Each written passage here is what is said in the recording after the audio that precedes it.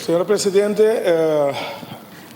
me quer recolher tempo para do na César, lo que está de César. Colega de me vai dilante, caminha, ela deseja a falar para turlo que bom não com o ministro de caso de ministro Silvânia, Menfen, está sendo para Corsol, para nosso país. Então, nossa fração de que tem mesmo pensamento.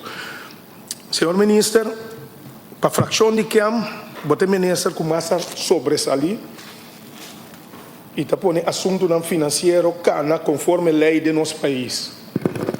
Senhor ministro Silvânia, para a fração de que bota é homem e é ministro de Anha, para bem, começa a sair de coração de cada que ministra riba Corsol. A sombra nossa feedback, nossa que sentimento da vida do pueblo, siga com o bom trabalho. Agora nós vamos back to business, autobusbedrijf Curaçao. Back to business, sim. Autobusbedrijf Curaçao te pede para aumentar o subsídio back igual na suma que estava na ANHA 2022. Como o ministro pensa riba essa aqui? Você tem uma pergunta? Fração de que espera que também o parlamento está fração de que espera que também o parlamento manda sinal bom claro que não pode perjudicar a companhia ABC e busbedrijf.